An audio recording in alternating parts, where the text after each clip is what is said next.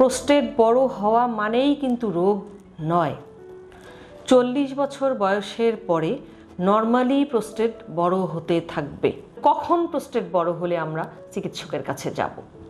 সেটি হলো প্রোস্টেট বড় হয়ে যদি কোনো উপসর্গ তৈরি করে। কি কি উপসর্গ তৈরি করলে রোগ? যেমন যদি আপনার ঘন ঘন প্রস্রাব হয়, প্রস্রাব করতে বসলে প্রস্রাব শুরু করতে দেরি হয়, প্রস্রাব করার সময় থেমে থেমে হয়, চাপ দিয়ে প্রস্রাব করতে হয়, পারতপক্ষে ইউরোলজিস্টের পরামর্শ ছাড়া এই ওষুধগুলো সেবন করবেন না। কারণ ইউরোম্যাক্স ডি দেবার নির্দিষ্ট কিছু ইন্ডিকেশন আছে, সব রোগীকে দেয়া যাবে না। প্রোস্টেটের একটি সাইজ আছে, 40 গ্রামের কম হলে আমরা পারতপক্ষে দেব না। এবং এই যে ইউরোম্যাক্স ডি দিচ্ছি, এতে যে ডুটাস্টেরয়েড আছে, এটি পরবর্তীতে আপনার সেক্সুয়াল ডিসফাংশন করবে।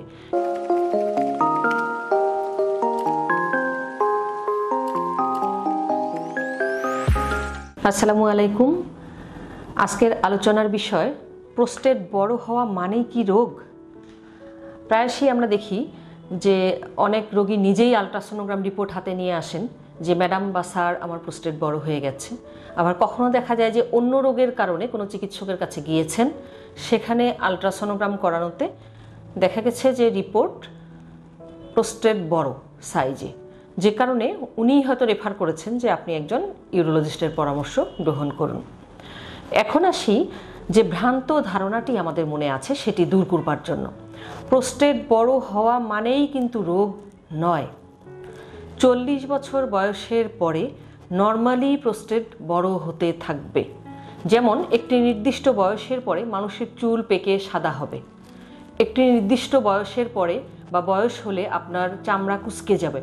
এটিও যেমন বয়সজনিত নর্মাল প্রসেস, এজিং প্রসেস, তেমনি প্রোস্টেটও কিন্তু 40 বছর বয়সের পরে বড় হতে থাকে। তাই প্রোস্টেট বড় হওয়া মানেই রোগ নয়। তাহলে কখন প্রোস্টেট বড় হলে আমরা চিকিৎসকের কাছে যাব? সেটি হলো প্রোস্টেট বড় হয়ে যদি কোনো উপসর্গ তৈরি করে, সেগুলোর কারণে আমরা চিকিৎসকের শরণাপন্ন হতে পারি বা সেটি তখন রোগ। কিন্তু শুধু প্রোস্টেট বড়, এই যদি আমি যে উপসর্গগুলো এখন বলবো সেগুলো না থাকে, তাহলে এটি কোনো রোগ নয়। কি কি উপসর্গ তৈরি করলে রোগ? যেমন যদি আপনার ঘন ঘন প্রস্রাব হয়, প্রস্রাব করতে বসলে প্রস্রাব শুরু করতে দেরি হয়, প্রস্রাব করার সময় থেমে থেমে হয়, চাপ দিয়ে প্রস্রাব করতে হয়, প্রস্রাবের সঙ্গে রক্ত যেতে পারে। অনেকে বলেন যে আমি ঘুম থেকে উঠে রাতে 3-4 বার প্রস্রাব করতে যাই, আমার কাছে মনে হয় প্রস্রাবটা পুরোপুরি ক্লিয়ার হয় না। এছাড়া প্রস্রাবে চাপ আসলে আটকে রাখতে না পারা, যেতে যেতে কাপড় নষ্ট হয়ে যাওয়া, কখনো কখনো দীর্ঘমেয়াদী এই ইফেক্টগুলো থাকলে কিডনিতেও প্রভাব পড়ে। তাই প্রোস্টেট বড় হয়ে অনেক সময় বারবার প্রস্রাবের ইনফেকশনও হতে পারে। যদি এই উপসর্গগুলো তৈরি করে তবেই এটি রোগ। এখন আসি চিকিৎসা কি। বেশিরভাগ সময় আমরা আজকাল যেটি পাই, অনেক ম্যালপ্র্যাকসিসও আমরা পেয়ে থাকি। যেমন প্রোস্টেট বড় হওয়া মানেই আপনি দেখা গেল একজন পল্লী চিকিৎসকও আপনাকে দেখেছেন বা যে কেউ দেখেছেন, আপনাকে প্রেসক্রিপশন করে দিয়েছেন ক্যাপসুল ইউরোম্যাক্স আপনি খেতে থাকেন, অথবা ক্যাপসুল ইউরোম্যাক্স ডি খেতে থাকেন। কিন্তু পারতপক্ষে ইউরোলজিস্টের পরামর্শ ছাড়া এই ওষুধগুলো সেবন করবেন না। কারণ ইউরোম্যাক্স ডি দেবার নির্দিষ্ট কিছু ইন্ডিকেশন আছে, সব রোগীকে দেয়া যাবে না। প্রোস্টেটের একটি সাইজ আছে, 40 গ্রামের কম হলে আমরা পারতপক্ষে দেব না। এবং এই যে ইউরোম্যাক্স ডি দিচ্ছি, এতে যে ডুটাস্টেরয়েড আছে, এটি পরবর্তীতে আপনার সেক্সুয়াল ডিসফাংশন করবে, ইরেকটাইল ডিসফাংশন করবে। তাই আপনি প্রোস্টেট বড় হলেই একজন পল্লী চিকিৎসক বা যার তার কথা শুনে ইউরোম্যাক্স বা ইউরোম্যাক্স ডি খাবেন না। এরপর আসি, তাহলে প্রোস্টেট বড় হলে যদি এই উপসর্গগুলো থাকে, চিকিৎসা কি? একজন ইউরোলজিস্টের কাছে যান, উনি অ্যাসেস করুক যে আপনার কন্ডিশন কীরকম। আপনার বিভিন্ন ধাপের চিকিৎসা আছে। প্রথমত হচ্ছে কিছু উপদেশ পরামর্শ দিয়েই রোগীরা ভালো থাকে, যাকে আমরা বলি ওয়াচফুল ওয়েটিং। যেমন পানি পরিমিত পান করবেন 1.5 লিটার বা এরকম, চা কফিটা খাবেন না, কোনো হাই প্রেশারের ওষুধে যদি ডায়াবেটিক্স গ্রুপের ওষুধ থাকে সেটা বাদ দিয়ে দেন, এভাবে ম্যানেজ করে চলতে পারেন। এরপর আসি, যদি এতেও ভালো না থাকেন তাহলে দ্বিতীয় ধাপের চিকিৎসায় আসে ওষুধ। ওষুধের ক্ষেত্রে আমরা আলফা ব্লকার ইউজ করি।